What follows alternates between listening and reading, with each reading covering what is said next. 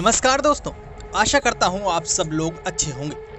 दोस्तों, बांग्लादेश में पिछले कुछ दिनों से बहुत हिंसा हो रही है। बांग्लादेश में अब तक 10 हिंदुओं की हत्या हो चुकी है, 17 हिंदू लापता हैं, 23 हिंदू महिलाओं के साथ बलात्कार की खबरें आ चुकी हैं। तो हाल ही में 160 दुर्गा पूजा पंडालों को एक्सट्रीमिस्ट एलिमेंट ने तहस नहस कर दिया।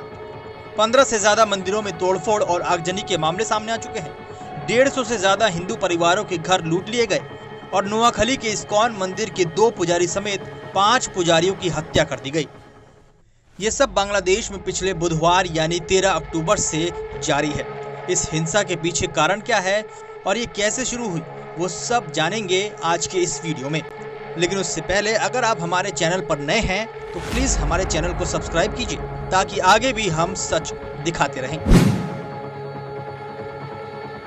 इस हिंसा की शुरुआत होती है 13 अक्टूबर को कोमिला जिले के एक मंदिर में हुई घटना से। खबरों के मुताबिक यहाँ पर दुर्गा पूजा के एक पंडाल में कुरान की एक किताब को मूर्ति के कदमों में रखा गया था। इसकी तस्वीरें भी जब सोशल मीडिया पर वायरल हुई तो हालात तनावपूर्ण हो गए। देखते ही देखते हिंसा भड़क गई और भीड़ ने एक एक कर दुर्गा पूजा के सभी पंडालों को तोड़ना शुरू कर दिया। जानकारी के मुताबिक 150 से ज्यादा पंडालों में तोड़फोड़ हुई और 22 जिलों में हिंदू परिवारों के साथ मारपीट हुई। इस हिंसा में 3 लोगों की मौत हुई जबकि 60 से ज्यादा लोग घायल हुए। यह हिंसा अगले 3 से 4 दिनों तक चलती रही, जिनमें आगे और लोगों की मौत हुई। हिंसा की असल शुरुआत कैसे हुई उसे सिलसिलेवार तरीके से समझिए।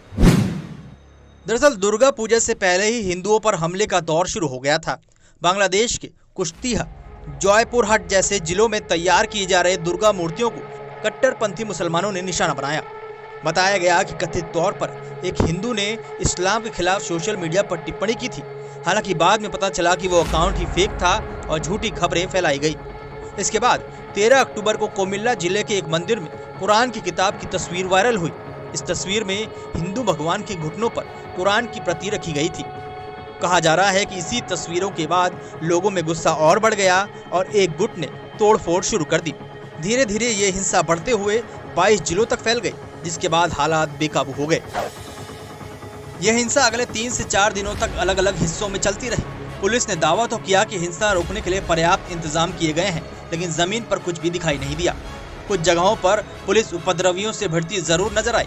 इसके बावजूद हिंसा की घटनाएं रुकी नहीं। बांग्लादेश में पिछले कुछ सालों से इस्लामिक कट्टरता बढ़ती जा रही है और इसी के साथ ही वहाँ पर अल्पसंख्यकों पर हमले भी बढ़े हैं। सिर्फ हिंदू ही नहीं बल्कि बौद्ध, सिख समेत तमाम धर्मों पर भी हमले बढ़े हैं। आज़ादी के बाद से अब तक बांग्लादेश में रहने वाले हिंदुओं की संख्या भी काफी कम हो गई है।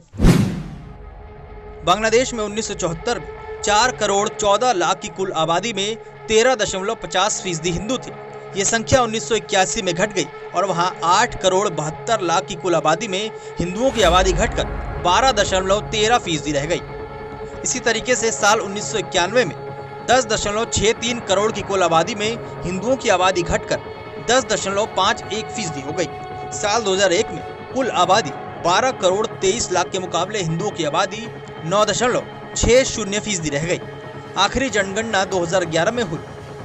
इन 37 सालों में हिंदुओं की संख्या घटकर महज 8.54% हो गई।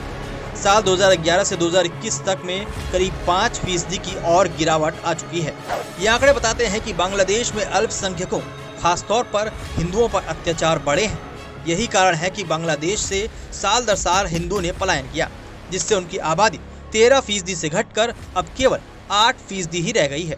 बांग्लादेश की पीएम शेख हसीना उपद्रवियों के खिलाफ कड़ी कार्रवाई की बातें तो कर रही हैं, लेकिन ये कार्रवाई कितनी हो पाती है ये तो आने वाला वक्त ही बताएगा।